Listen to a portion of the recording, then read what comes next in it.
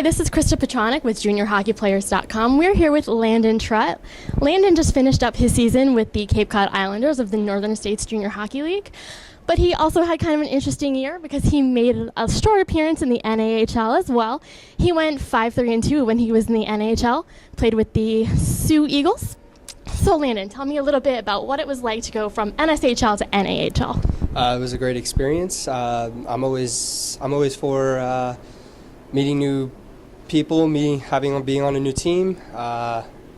It was overwhelming. It was a big transition from the NS to the NA, but I thought I did pretty good on keeping up with them, and I'm looking to go back. What kind of differences did you see in the level of play? Was it kind of a faster game, more traffic in front of the net, that kind of thing? I thought it was a lot more speed, a lot more hitting, and shots were a lot harder. Now, have you made a decision yet about where you're playing next year? Not yet. I have a couple of tryouts, but see how it goes from there. Nice. Any particular teams that you're looking at? I was looking at Johnstown and Janesville right now. So now we're here at pre-draft. This is a showcase. We're going to be playing in front of a lot of college scouts. Does that make you nervous at all? Not really. The big thing about is the mental key for me, and I think I can just pick it up. I've been through so many of these tournaments before, and I think I'll be able to be okay. People say that goaltenders are quirky people. Do you think that you're quirky? Yeah, I've been told I've been really weird. I'll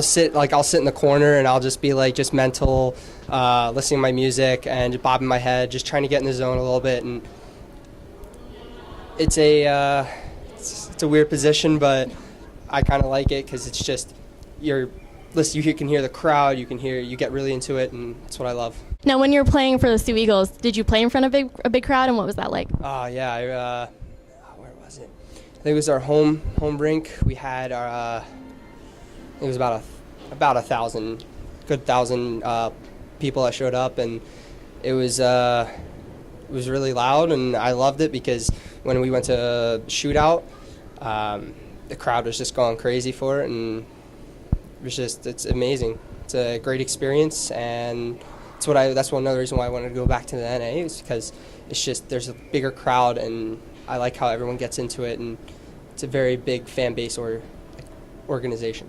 You posted one of the lowest goals against averages in the NSHL. It's 1.78. Do you attribute that to your mental toughness, or what do you think you can attribute that statistics to? Every year I kind of have a goal set and plan, and this year it was to go to the NA and stay there, but I didn't stay there. That was my number one goal, just to stay there and dominate, win games, everything. I don't really look at my goals against average. I want to look more towards how did I do in that game. I want to stop every shot. I wanted to that's what I want to look back at, not really the goals against average, but just to see just to keep my team in it and get the win for my team. What is the most embarrassing song on your iPod? I think it's something with Katy Perry.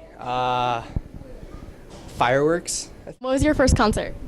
First concert? I think it was Toby Mac. It was when I was really young with my mom. Do you have any pregame rituals, and are you superstitious, and what's your pregame? I like to juggle with a soccer ball 50 times, and then I usually juggle with a racquetball just to get my hands warmed up and then get mentally into it. You put equipment on left to right or anything weird like that? I usually just go half gear, waist down, and then kind of just relax until I have to step on the ice. What would you do if you suddenly came into $1 million?